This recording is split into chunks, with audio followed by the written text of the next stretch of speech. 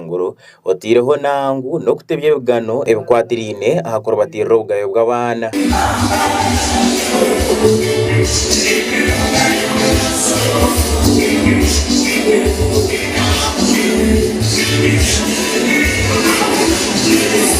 Abashomesa batari bamwe na bamwe okurigaho ishomero erya Kitara SS hamwe nabo okurigaho ishomero erya Yana Primary School ababorekera okusima kw'amaani munonga aharyabo abatebeka n'ise mpakezi kandi bayongera bagamba n'enshonga eziretire basinga. Nyasobora muno kukwatagana n'abaana na mulingo twikale ntukora na club eno nituterekereza enyikara y'abantu kandi obutugarukire kutekaniza omuzano guno kyasobozesa abaana bano wanguha kwetegereza kubonesa omwana nikyo kiki kandi bateeka kurunga omu nkora twasobora kuba nituyika abusinguzi. Ekikuru muno kubera kurora twabahamuramwa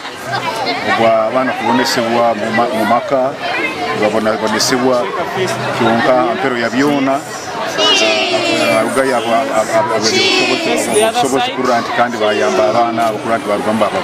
Reverend Father Bonaventure Charigonza kandi ryomwe abanyakachiko aka Justice and Peace Commission hamwe na Reverend Father Deogratius Rubagumya or Executive Director ahabwa Justice and Peace Commission abantu bagira ngo empakezi zigendera yo kurebeka ngo abana bakwatira hamwe okubasa kwetungura kandi barukumanya ebyo binte byakubasa gukorwa ubwo abantu bari kugeza aho batirira obugabe bwabo hamwe no kubakubasa kubirwanisa. Tukatekaniza abana bamanye ngo bayina obugabe bwabo omulingo gwo kubakuza mulingo basemerere gusomesebwa kwegesebwa ebyenganda zaabo ebyobuhangwa edini zaabo n'ebyamagezi ebindi bikwetagisa abokuba abano baana nsinganto ezina okutunga omusingo ogumire ogukusigikira values ze evangeli na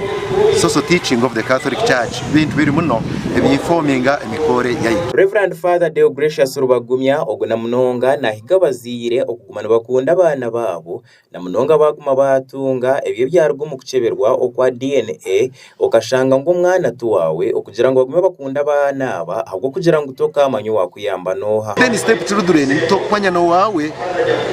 abanyero bagamba ngo mwigo gwa teire mukaso na ukaisurara to kumanyiwe munsi buno likarabwireke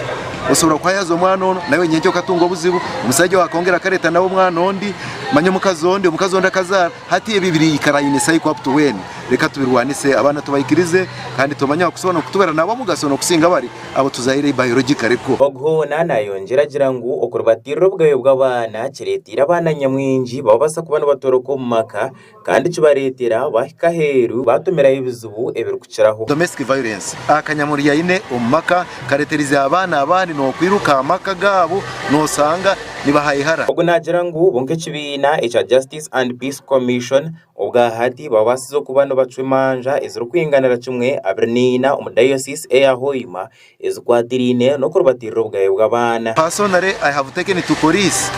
for security abana bakwingura nkabana just this year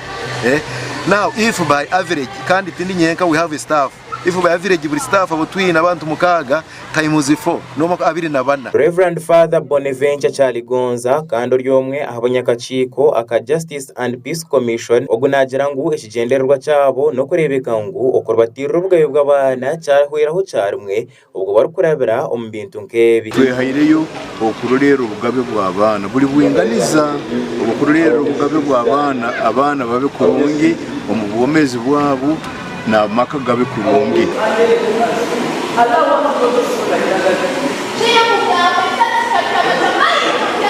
empakezi